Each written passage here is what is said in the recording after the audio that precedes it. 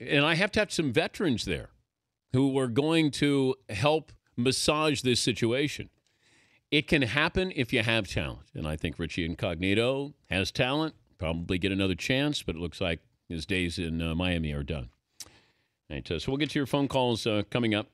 Gary Kubiak is going to be out for a little while with the mini stroke. Jack Del Rio taking over for John Fox. Now, you have the Broncos playing the Chargers. So this is the ultimate trap game. You're going to hear that all week. They got the trap game before they host Kansas City. I'm curious what the line will be Kansas City. And Kansas City Chiefs, by the way, playing the nobody giving us any respect. And, maybe they're right. Nobody's giving them any respect. They're 7-point underdogs right now in Denver in 2 weeks. So they got a bye week, and Andy Reid does not lose after a bye week. I think he's only lost once in his career after a bye week. Let's see. Shaquille O'Neal set to join us. The movie Grown Ups 2, starring me, Adam Sandler. Not in this order.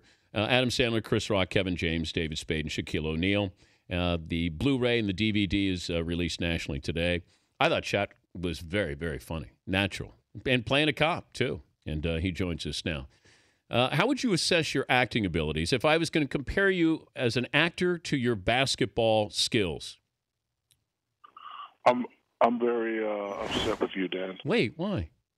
Because you said my name and you didn't say your name. You did a better job than me, dude. Oh, you were funny. I'm a role player. No, and so were you. Those shorts, those little shirts you had on, funny as ever. But I'm sort of like the Dennis Scott of that movie, but you're the star. Well, I wouldn't consider it a star. First of all, like you said, Blu-ray, DVD comes out today. How would I assess my acting? Just put it this way, I've come a long way since Kazam. You took so much abuse for just doing the movie that nobody was going to like the movie because they thought you should be working on free throws, right? That it seemed like no matter how good you were, they were critical of you doing other things in the off season. Yeah, they were. But, you can only and funniest thing, I was a Steve Kerr practice free throw shooter. What do you mean? I shot it like Steve Kerr at practice, 85%. And I really did practice on it because I was tired of people saying that he couldn't hit them. And, I think because of my practice, when I needed to hit them, that's why I always hit them when I needed to hit them, because I practiced so much on it. But, it was just something that really didn't click over in the games. But then I, said to myself, this is the man upstairs way of humbling me, because imagine if I was the player that I was and shot free throws at 90%. I'd probably be a hard person to deal with, Dan.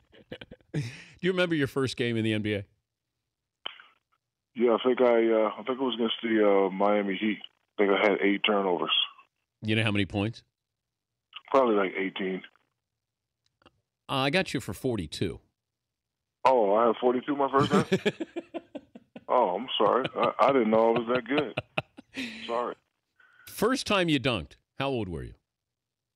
Believe it or not, Dan, 17 years old. I didn't dunk. I had Osgood Slaughters at 14. Osgood Slaughters is like your knees. I don't want to use the word disease, but when you grow too fast, and your bones don't catch up, it really, really hurts at that knee patella joint. So I couldn't jump. I couldn't do anything. I had to wear the 2 old man knee braces.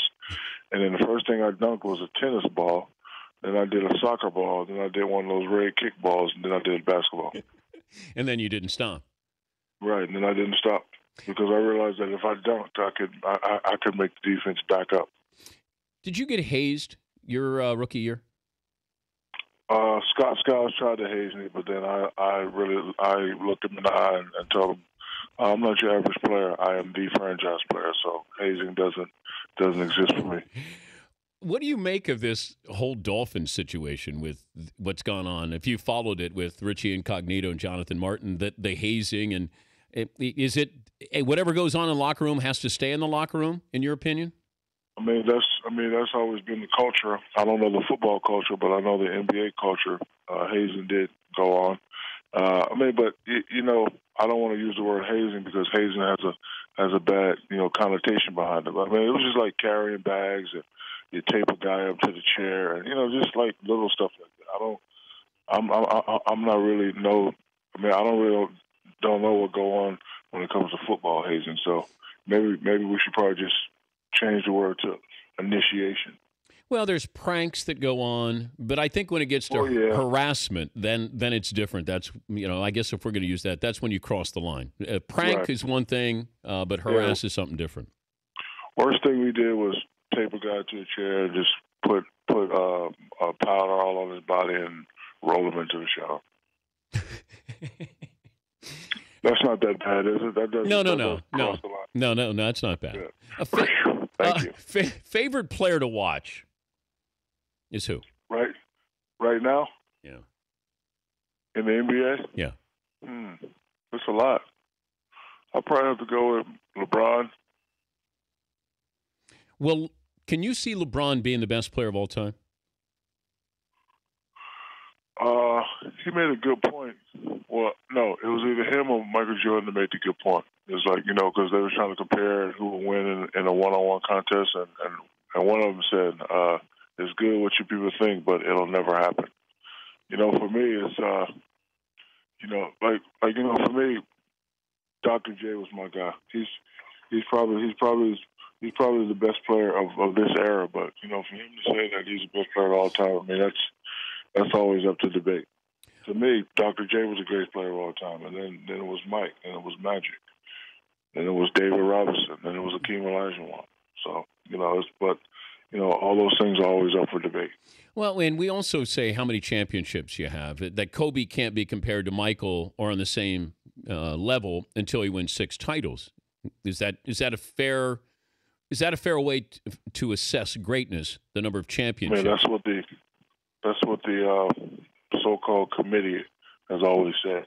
I remember when I was not winning championships, and they were saying Shaq is the best, but he won't be one of the greatest until he wins. So, I guess it's a fair assessment, and in some points, but no, he's great. I know he's trying to get back really quick so he can possibly pass Mike up in points, because that's what I tried to do before I went out. I wanted to pass Will Chamberlain up in points so I could brag on being the most dominant big man ever. Because I already passed him in championships, but I wanted to pass him up in points. Do you think you're the best big man of all time? No, probably number 4 or number 5. Who's one? I'm going to have to go with Bill Russell because he got 11 championships. Yeah. Kareem? Yeah, then Kareem, number 2.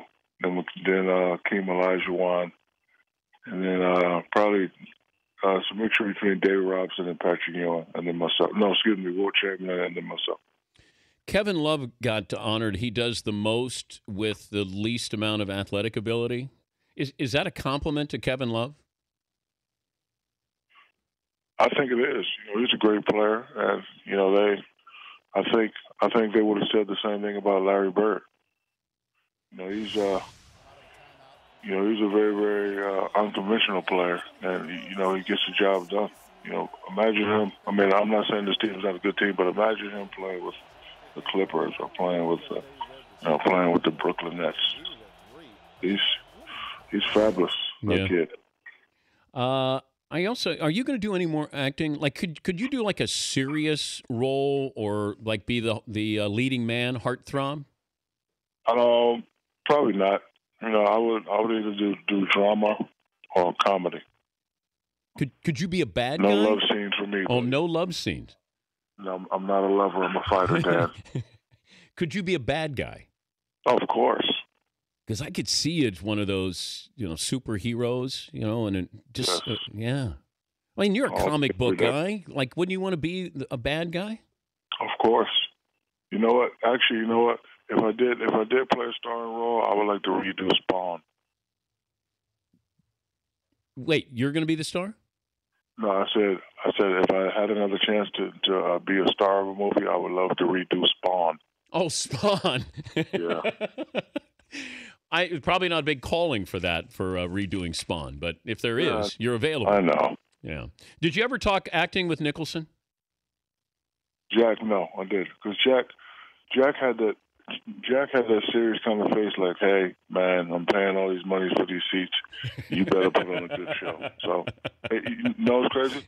First first time I talked to Jack was at my retirement ceremony, and he was so nice. He was like, "Man, it was an honor to watch you play. You're one of the greatest big men." And I went in the back and I told my kid, I was like, "Oh my God, Jack just spoke to me," because he would never say anything at the game. He would just look at me, and if I made a good move, and he would say something. But however, when the refs weren't calling the game fair, Jack always did stick up for me. I can say that. Well, good luck with the next acting role there. And All right. congrats. Thank you, brother. It was good to co-star with you in Grown Ups, too. Thank you. And I love your show, and your jumper looks so nice when you shoot it on your show. Thank you. Man, that guy can shoot. Thank you, Shaq. All right. All right, buddy. That's Shaquille O'Neal, Grown Ups 2. Adam Sandler, Chris Rock, Kevin James, David Spade, Shaquille O'Neal. It's out on Blu-ray and DVD today. The Dan Patrick Show, weekday mornings on Audience.